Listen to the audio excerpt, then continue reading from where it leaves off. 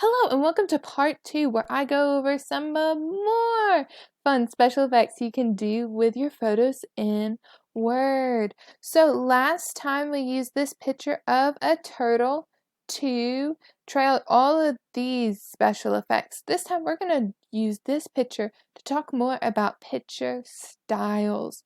Now, the first thing that you're probably going to notice are these cool styles right here. These are super fun, different frames and different effects you can use for your photo. So if you want them to have a little white frame like this one, big white frame, gray, pop with a shadow like that, have the fuzzy background, black frame. If you want to click on some more, you can click on this arrow or you can just scroll down, click on this one. I like to click on the second one so I can see all the options.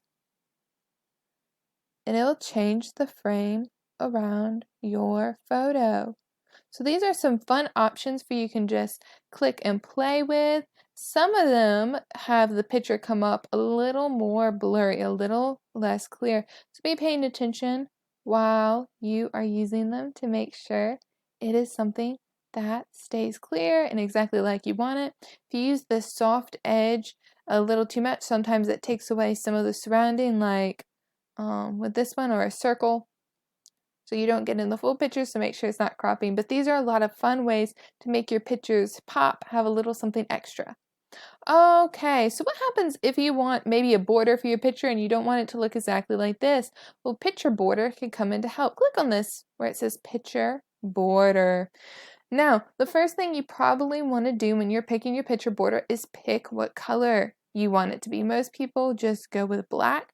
You can have it any color you want. Today I'm going to kind of go with an orangish so it shows up really bright.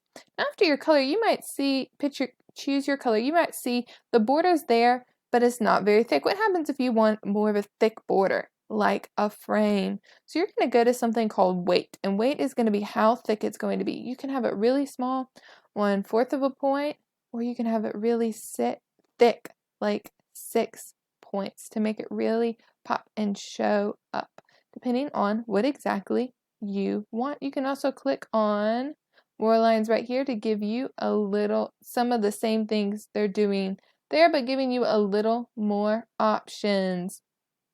As always, you can go to more color where you can pick your own. You can do a gradient line where you have lots of different colors, but remember they won't show up as well. You can do transparency, so it's kind of have a see-through. You can just click your width right here to change it so you can go even bigger than it was before. All types of special effects that you can play with to do that. Another thing you want to know when you're doing your picture border is dashes. So right now I have them in a straight line, but if I wanted dots like that, or that, or just different dashes. Now it looks kind of weird with this thick border, so let me change it back. Kind of a regular, so that's how it would look if it was just a regular border. So sometimes you might want that for some of your pictures. Now, let's say you accidentally clicked on a border, or a border came with it automatically, but you don't want one. No outline. We'll take it away. All right, here's another really fun special effect, and it's the picture effects. Present will show lots of different ways your photo can bevel, have a little shadow, basically lots of different effects that you can do to make it look a little more 3D, depending on your picture. And I'm going to show you it on another picture too. It can have different stages of how well it does. So just depending on the picture, some of these effects work better than others. So even if it looks cool in the example, note it may not look cool on your photo. All right, so of course we have the shadow, and so be paying attention with these. There's lots of different shadows. You can put it in the inside, so notice how this shadow is right here on the inside of my photo. It's not on the outside, it's on the inside. And so that gives different 3D effects depending on what you want your shadow to look like. So you can just click from one of these images how you want your shadow to look like, and then as always, you can go to shadow option and it'll give you a few more. You can manually select what angle you want, transparency. You can even change the color of your shadow. So if you want a pink shadow, you can go with that, whatever you want.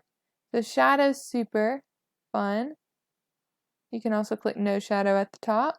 Reflection is one of my favorites. It shows a beautiful reflection under it. Again, you can click reflection options to be able to do it manually instead of just choosing from an image.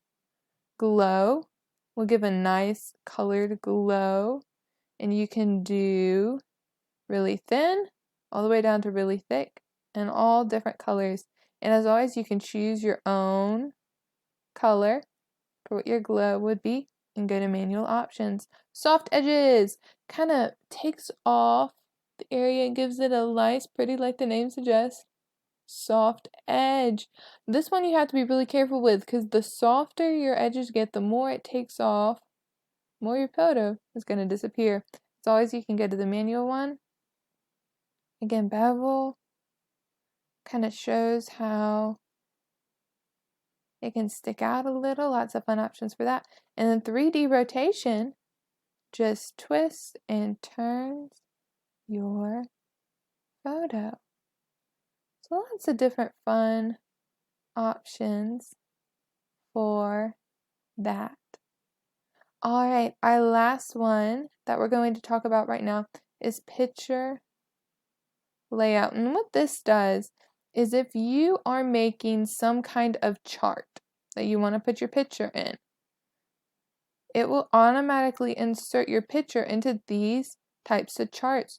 So depending on if you want to do it for maybe a science experiment or for school, this is a great tool you can learn. All right, so that is a lot of the different style effects you can use for your pictures.